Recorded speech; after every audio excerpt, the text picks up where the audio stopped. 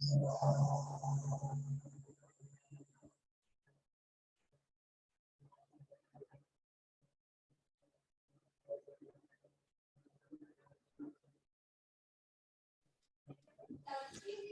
आप सभी साथियों को बहुत बहुत नमस्कार। आज के इस लाइव सेशन में आपका स्वागत है, अभिनंदन है। आशा करता हूं कि आप सभी शानदार होंगे, जबरदस्त होंगे और अपने जीवन शानदार तरीके से निर्वहन करते हुए अपने कार्य निष्पादन को बेहतरीन तरीके से कर रहे होंगे। साथ ही साथ अपने जीवन की सफलता के रास्ते पर भी सही दिशा में चल रहे होंगे। नमस्कार मंगेश जी, और भी तमाम साथी जुड़ चुके हैं, जो भी है ना, बहुत कम साथी जुड़े हैं लेकिन जुड़े हैं, ये इम्पोर्टेंट रहता है। दीनदयाल शर्मा जी, संजीव त्रिपाठी जी, शशांक शशांक जी, वर्षा जी, आप सभी का स्वागत है, अभिनंदन है, जोरदार अभिनंदन है। और महफिल में अगर हैं तो फिर शानदार तरीके से रहना चाहिए, चाहे एक ही क्यों ना हो। तो आज के इस सेशन में हम लोग बात करेंगे एक महत्वाकांक्षी योजना स्टैंड अप इंडिया, जो गवर्नमेंट स्पॉन्सर जो लोन स्कीम्स होते हैं उस पर चर्चा करेंगे। अभी हाल ही में एक दिन पहले IDBI बैंक के प्रमोशन एग्जाम्स के रिजल्ट भी अनाउंस हुए और CRGB के भी हायर स्केल के प्रमोशन के रिजल्ट्स आ रहे हैं। बहुत सारे साथियों के व्हाट्सएप आते हैं कि सर मैंने सफलता पा लिया, मैं जो है अभी प्रमोट हो गया। तो बहुत अच्छा लगता है, बहुत एक अनुभूति होती है सुखद कि हमारे तमाम साथी जो है आगे बढ़ रहे हैं और सफलता की नई जो ऊंचाइयों को लांघ रहे हैं और नई जिम्मेदारी लेने के लिए तैयार हो रहे हैं और आगे बढ़ रहे हैं। उनके परिवार के लिए गौरव बढ़ा रहे हैं, समाज को देने के लिए एक हाथ आगे कर रहे हैं और बैंकिंग के में जो है अपने बेहतरी के लिए वो प्रयास कर रहे हैं। तो आज के सेशन में हम लोग चर्चा करेंगे स्टैंड अप इंडिया स्कीम्स, जो बहुत ही महत्वाकांक्षी योजना है स्टैंड अप इंडिया, और इसके बारे में एग्जाम पॉइंट ऑफ व्यू से और इसके पूरा विस्तार से इस योजना के बारे में हम लोग चर्चा करेंगे। तो स्टैंड अप इंडिया स्कीम्स जो है ये इसकी शुरुआत की गई थी, जो इसको प्रधानमंत्री, हमारे ऑनरेबल प्रधानमंत्री जो हैं 15 अगस्त 2015 लाल किले के जो गेट पर 15 अगस्त 2015 को हमारे ऑनरेबल प्राइम मिनिस्टर जो है उन्होंने घोषणा की थी कि ऐसे ग्रीनफील्ड इंटरप्राइजेस को प्रमोट किया जाएगा बैंक फाइनेंसिंग के माध्यम से। किसके लिए? SC ST or women entrepreneur जो होंगे उनको जो है वित्तीय सहायता प्रदान करने के लिए इस योजना की शुरुआत की गई थी।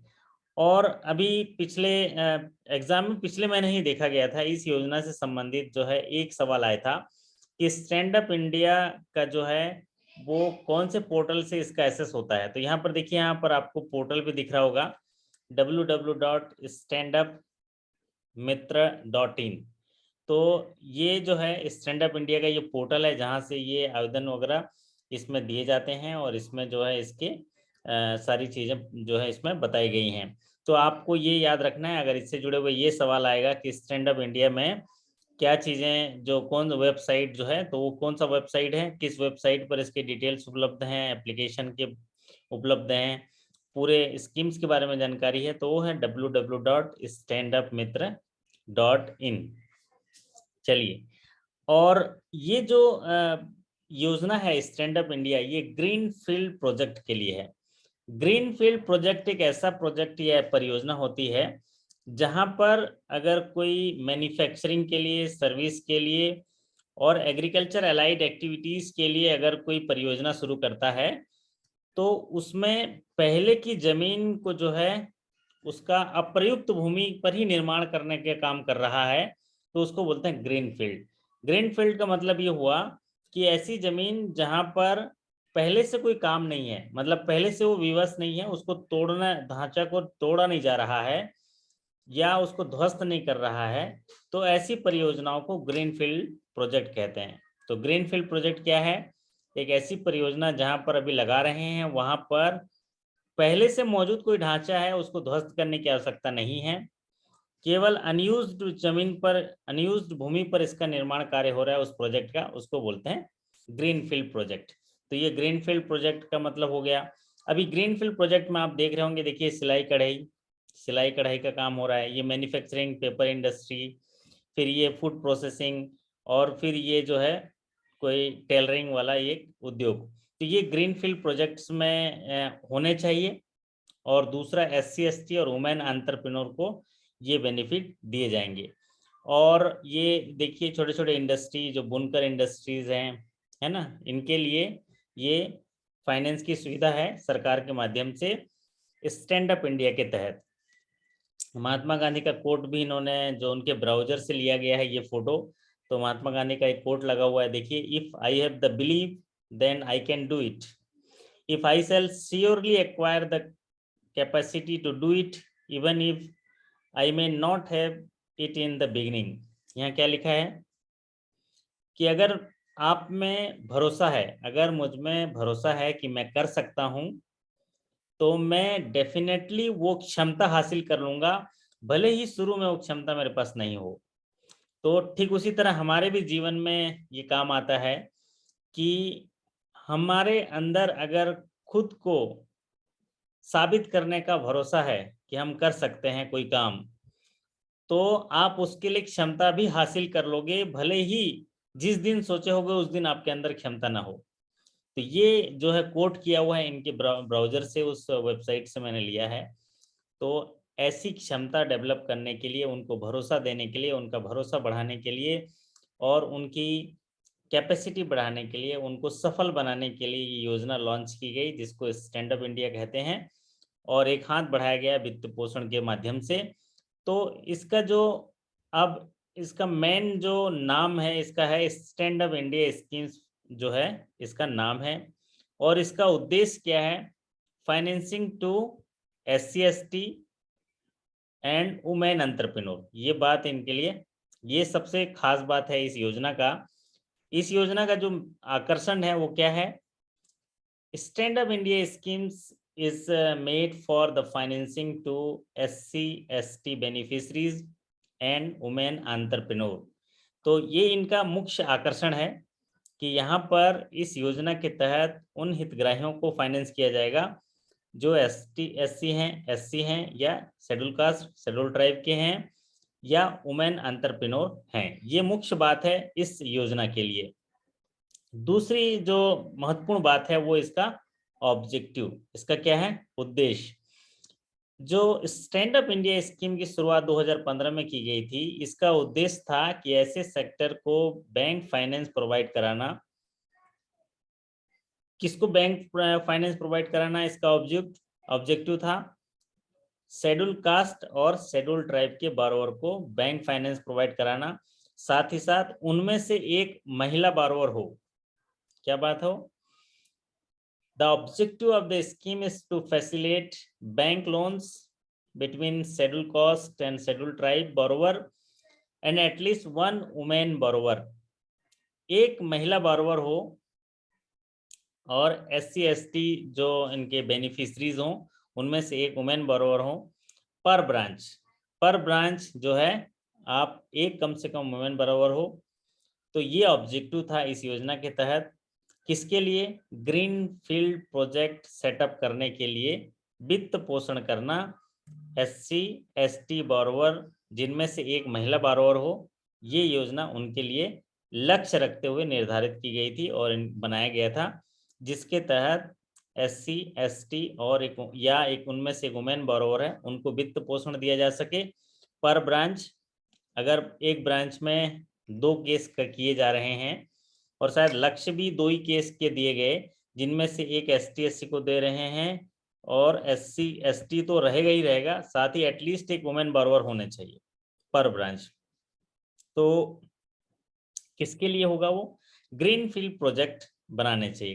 ग्रीन फील्ड प्रोजेक्ट का मतलब जैसे मैंने बताया था कि ऐसी परियोजना जहां पर परियोजना लगाई जा रही है उस जगह पर पुरानी कोई संरचना नहीं होनी चाहिए, खुला मैदान होना चाहिए, है ना। मतलब वहां पर कोई स्ट्रक्चर नहीं होना चाहिए।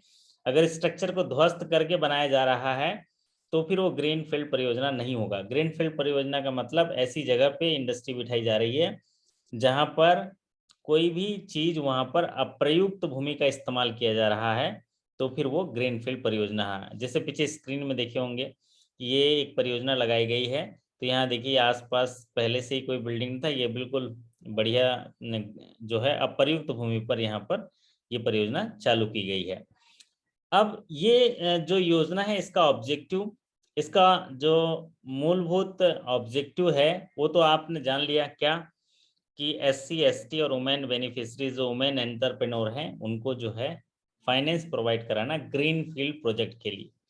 अब ये जो ग्रीन फील्ड प्रोजेक्ट है, ये देखिए आप पीछे स्क्रीन में देख रहे होंगे, यहाँ पर एक ग्रीन फील्ड प्रोजेक्ट के लिए इसने जो युवा एंटरप्रेन्योर है इसने एक सपना देखा कि यहाँ पर मैं एक फैक्ट्री लगाऊंगा, लेकिन इस जगह पे पहले से कोई सांचा नहीं है, कोई पहले से कोई फैक्ट्री नहीं है, तो ऐसे परियोजनाओं को ग्रीनफील्ड प्रोजेक्ट कहते हैं। अब इस ग्रीनफील्ड प्रोजेक्ट में ये क्या कर सकते हैं, मैन्युफैक्चरिंग कर सकते हैं, कोई उत्पादन कर सकते हैं, कोई सर्विसेज कर सकते हैं, एग्री एलाइड एक्टिविटी कर सकते हैं। एग्री एलाइड एक्टिविटी में जो आपका फिशरीज है, गोटरीज है ना, ये सारे एलाइड एक्टिविटी हैं, डेयरी है, एग्री एलाइड एक्टिविटी में जो चीज़ें आती हैं, हनी बी कीपिंग है, या ट्रेडिंग कर सकते हैं। तो इनके लिए फाइनेंस की सुविधा है। ये किसमें, स्टैंड अप इंडिया में। तो स्टैंड अप इंडिया में पहली बात तो इम्पोर्टेंट है कि SC ST या उनमें से एक वुमेन बेनिफिशियरी होना जरूरी है। ग्रीन फील्ड प्रोजेक्ट को फाइनेंस करने के लिए यहाँ लोन दिया जाता है। साथ ही साथ ये जो एंटरप्रेन्योर हैं ग्रीन फील्ड प्रोजेक्ट लगाएंगे, तो ग्रीन फील्ड प्रोजेक्ट में ये इनमें मैन्युफैक्चरिंग कर सकते हैं, सर्विस सेक्टर सर्विसेज कर सकते हैं, एग्री एलाइड एक्टिविटी कर सकते हैं, साथ ही साथ ट्रेडिंग कर सकते हैं।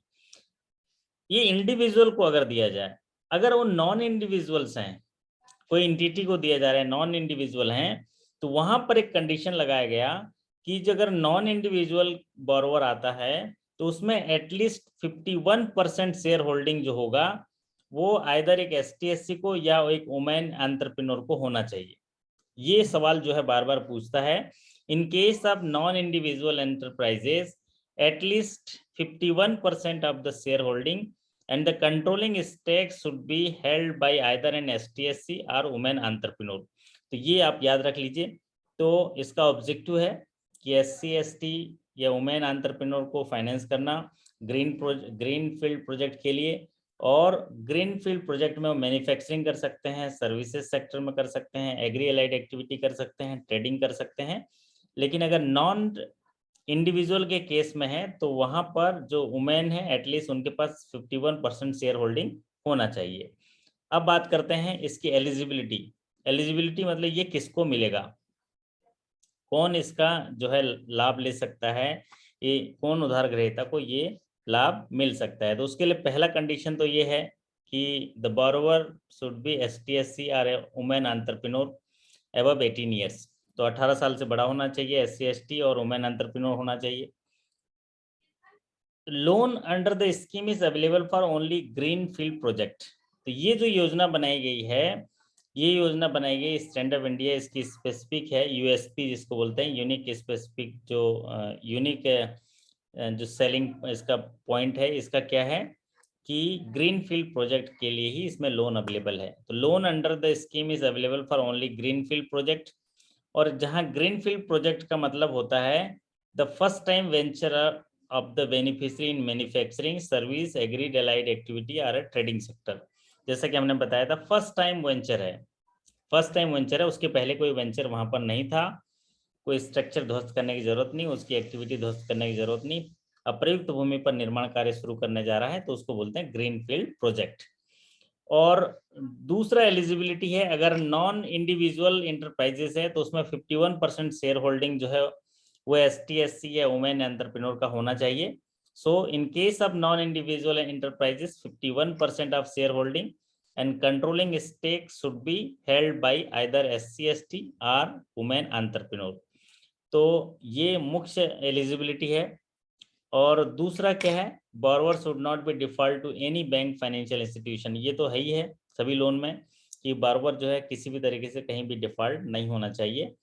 तो ये एलिजिबिलिटी क्राइटेरिया है इसमें। तो मुख्य तौर पे यहाँ पर शेड्यूल कास्ट, शेड्यूल ट्राइब के बोरोवर या वुमेन एंटरप्रेन्योर को दिया जाएगा लोन जो 18 साल से ज़्यादा हो। और लोन जो यहाँ मिलेगा फाइनेंस वो ग्रीनफील्ड प्रोजेक्ट को मिलेगा।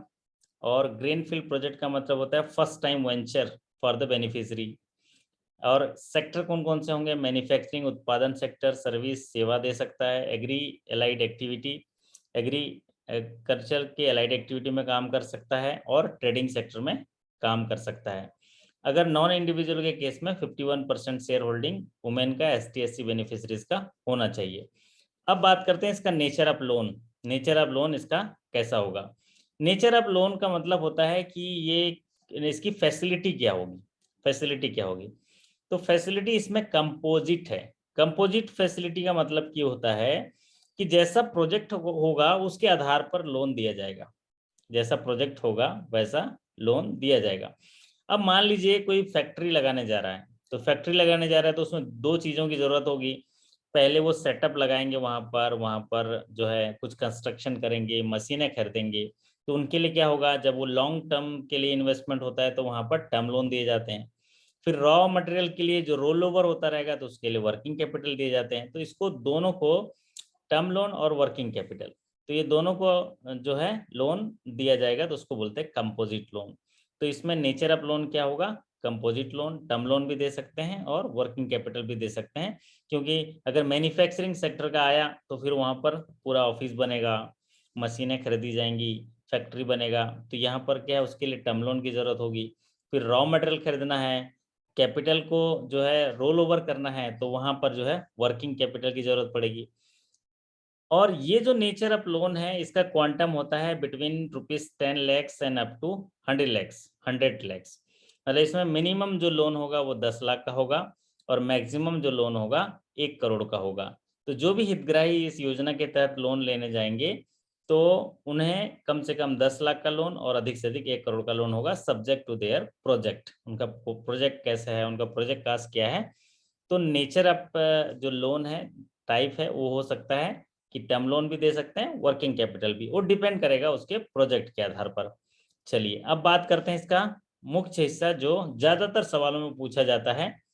और आप जो है पीछे स्क्रीन देख रहे होंगे, ये हमारे मोदी साहब हैं। देखिए ये क्रेडिट कैंप कराते होंगे आप लोग अपने अपने इलाके में, और अपने अपने इलाके के मोदी साहब लोगों को बुलाते होंगे, मतलब मंत्री नेता जो भी है ना, कलेक्टर वगैरह को, है ना, आप FGM GM सबको बुलाते हैं। इस तरह से आप जो है वितरण करते हैं। ऐसा जो वितरण इसलिए किया जाता है ताकि समाज में लोगों को जागरूकता फैले, उनको पता चले कि देखिए बैंक कितनी आसानी से आपको सफल होने के लिए, उद्यमी बनाने के लिए और सही तरीके से सामाजिक अर्थव्यवस्था में आपका योगदान करने के लिए आपके आइडियाज़ को जो है वित्त पोषण कर रहा है। इसके लिए एक ऐसे क्रेडिट कैंप कराए जाते हैं। और जब ऐसे क्रेडिट कैंप करते हैं तो पब्लिक को बुलाया जाता है ताकि वो भी प्रेरित होकर वो भी अच्छे प्रोजेक्ट के साथ, आइडियाज़ के साथ बैंक में आए और लोन ले।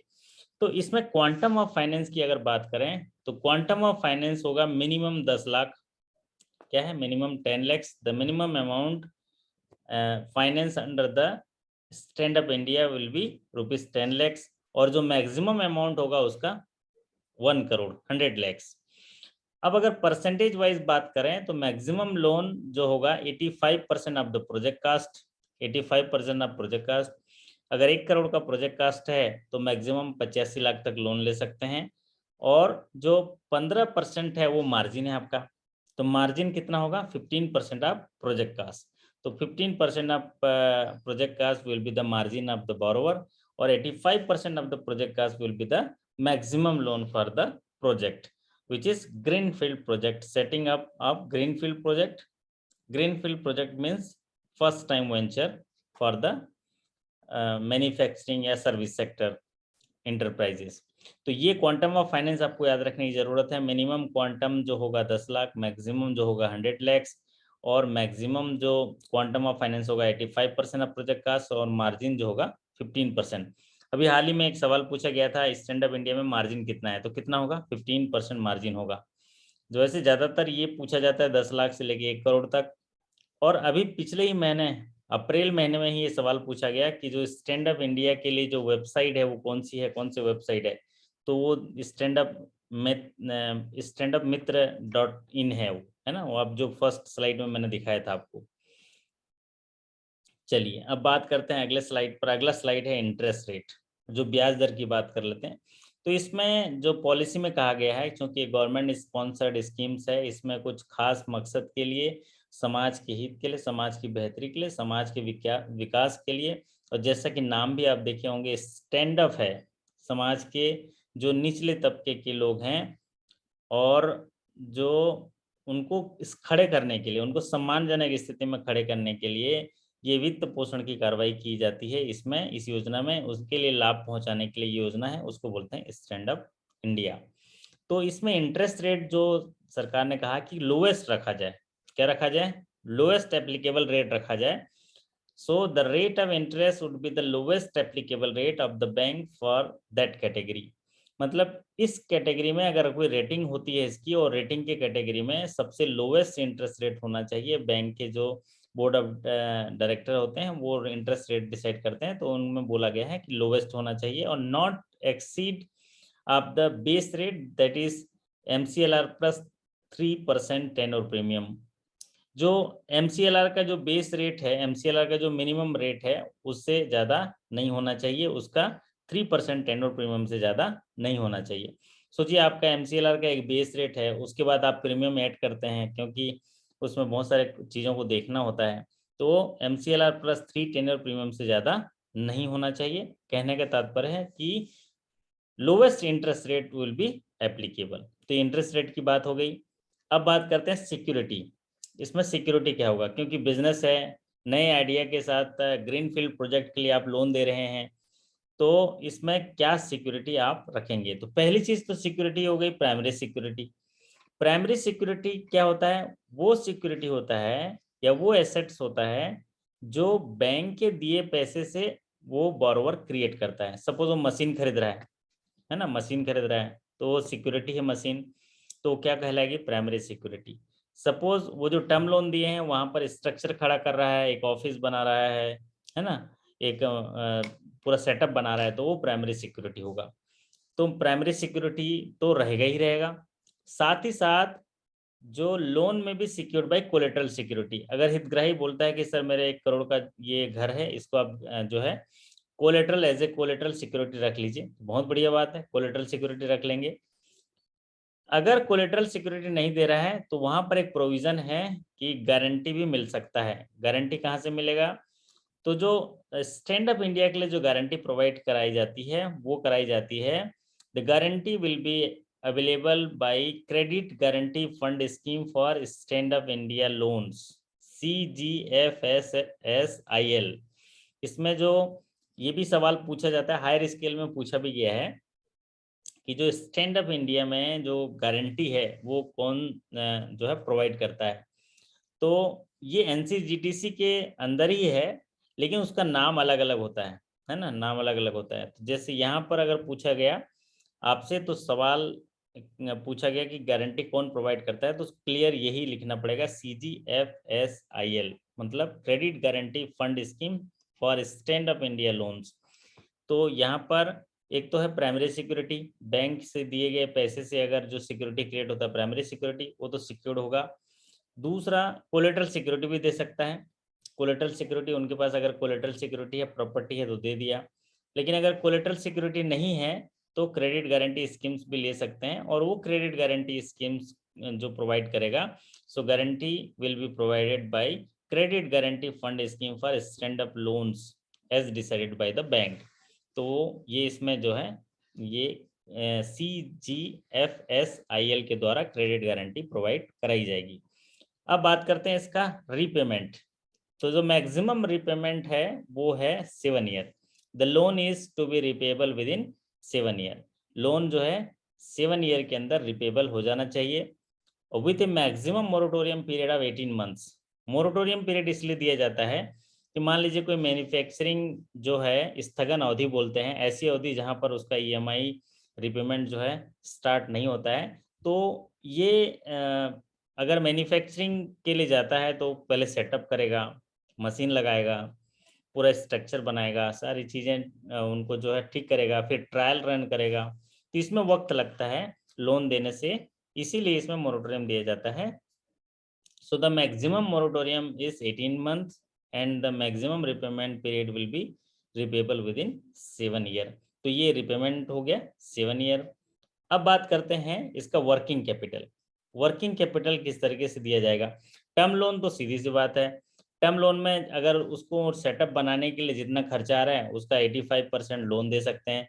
सपोज 50 लाख का खर्चा आ रहा है उस स्ट्रक्चर बनाने के लिए, 50 लाख का खर्चा आ रहा है, तो आप उसका जो है 85% जो है उनको 42,50,000 जो है लोन दे सकते हैं, टर्म लोन। और टर्म लोन किस आधार पर दिया जाता है? जैसे जैसे निर्माण कार्य होगा वैसे वैसे टर्म लोन जो है उसको देते हैं। मशीन खरीद रहे हैं तो मशीन के टर्म लोन देंगे, है ना, और स्ट्रक्चर बना रहे हैं तो उनके कॉस्ट के हिसाब से देंगे। अब आता है वर्किंग कैपिटल। वर्किंग कैपिटल क्या होता है? एक कार्यशील पूंजी होती है जो उस प्रोसेस को पूरा करता है, उस प्रोडक्शन को पूरा करता है, या उस सेल को जो कैश चक्र होता है, ऑपरेटिंग साइकिल को पूरा करता है, उसके लिए जो जरूरी कार्यशील पूंजी होती है उसको बोलते हैं वर्किंग कैपिटल। तो वर्किंग कैपिटल के असेसमेंट के लिए यहाँ दिया गया है कि अगर वर्किंग कैपिटल 10 लाख तक है तो उसकी फैसिलिटी ओवरड्राफ्ट के रूप में दी जा सकती है और रुपए कार्ड भी दिया जा सकता है, ताकि बारोवर को जो है कन्वीनियंस हो कि वो बार बार बैंक को जो है ना आए, वो अपने रुपए कार्ड से वो एसेस कर ले और उसको जो है उसको सुचारू रूप से अपने उद्योग धंधे को चलाए। लेकिन अगर 10 लाख से ज्यादा लोन सैंक्शन है तो वो कैश क्रेडिट के रूप में होगा। कैश क्रेडिट के रूप में होने से क्या होगा? फिर स्टॉक मेंटेन करना पड़ेगा, स्टॉक का फिर वेरिफिकेशन वगैरह कराना होगा क्वार्टरली। तो 10 लाख रुपए तक ओडी फैसिलिटी। ओडी फैसिलिटी में क्या है? एक लिमिट हो जाती है 1 साल में, और 1 साल बाद उसका वेरिफिकेशन वगैरह होता है, स्टॉक वगैरह सारा चीजें 1 साल में होता है। लेकिन सीसी लिमिट होगा तो हर मंथली आपको स्टॉक स्टेटमेंट देना पड़ेगा। तो 10 लाख तक का लिमिट है तो वो ओवरड्राफ्ट के रूप में दे दिया जाएगा। 10 लाख से ऊपर का अगर लोन है तो फिर वो कैश क्रेडिट के रूप में दे दिया जाएगा। तो ये था पूरा जो रुपए कार्ड दिया जा सकता है कब तक? 10 लाख रुपए तक ओवरड्राफ्ट फैसिलिटी के तौर पे। और अगर 10 लाख से ज्यादा का लोन दिया जा रहा है तो वो कैश क्रेडिट के रूप में होगा। तो ये स्टैंड अप इंडिया के बारे में पूरा विस्तार से आपको मैंने बताया कि स्टैंड अप इंडिया में क्या क्या चीज़ें महत्वपूर्ण होती हैं और किन किन चीज़ों को ध्यान देने की ज़रूरत है। वैसे इसकी शुरुआत मैंने जैसे बताया था, द स्टार्टअप जो इंडिया था, स्टार्टअप इंडिया वाला जो इनिशिएटिव था, उसी के तहत स्टैंड अप इंडिया की शुरुआत की गई। वो कब की गई? 15 अगस्त 2015 को, ताकि SC/ST वुमेन एंटरप्रेन्योर को ग्रीन फील्ड प्रोजेक्ट सेटअप करने के लिए उनको बैंक फाइनेंस प्रोवाइड किया जा सके। अब इसके ऑब्जेक्टिव तो आप जान ही गए हैं पूरा कि SC/ST और वुमेन बेनिफिशियरी, वुमेन एंटरप्रेन्योरशिप बनाने के लिए 10 लाख से लेके 1 करोड़ तक के इनको सुविधा प्रदान करनी है। इसमें जो ग्रीन फील्ड प्रोजेक्ट को समझने की बात है, ग्रीन फील्ड प्रोजेक्ट का मतलब ये होता है कि ऐसी जगह जहां पर पुराने ढांचे को ध्वस्त न किया गया हो, खुला मैदान हो, वहां पर जो है कोई अप्रयुक्त भूमि का यूज करके उसको निर्माण कार्य के शुरू करने के लिए परियोजना लगाई जा रही हो, उसको बोलते हैं ग्रीनफील्ड प्रोजेक्ट। अब इसमें एग्रीकल्चर के एलाइड एक्टिविटी को शामिल किया गया।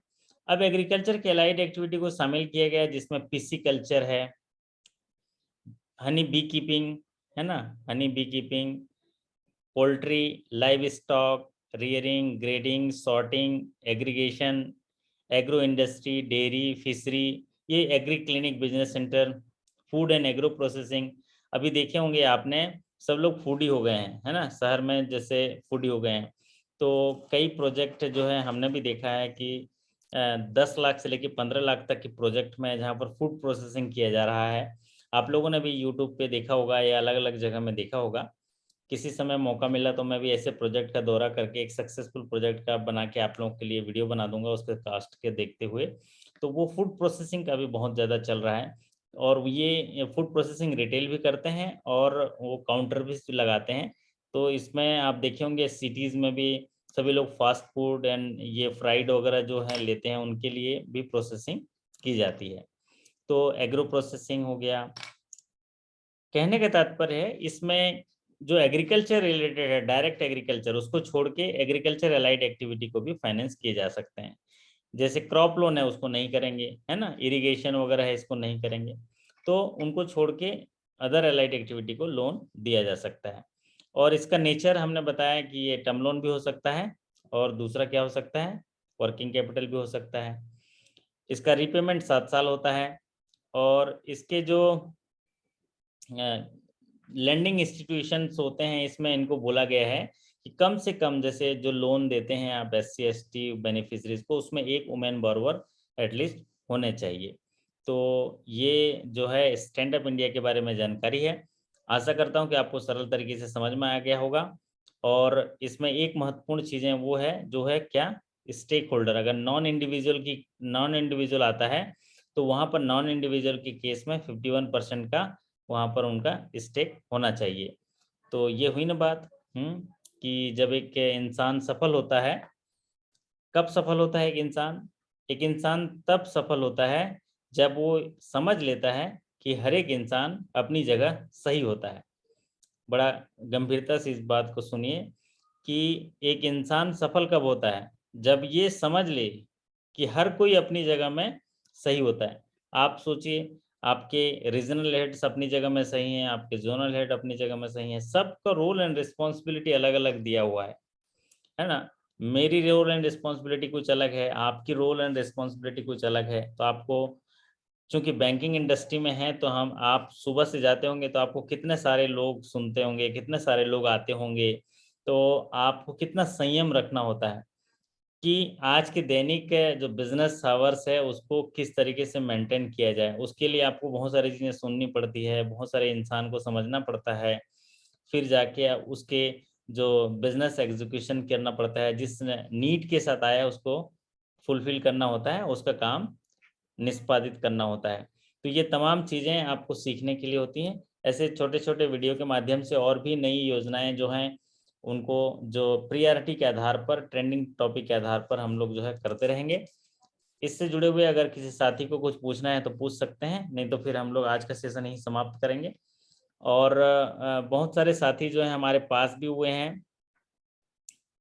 अ, अभी कल भी बहुत सारे साथियों का फ़ोन आया, छत्तीसगढ़ राज्य ग्रामीण बैंक के भी, और जो हमारे IDBI बैंक के भी जो साथियों का फ़ोन आया था।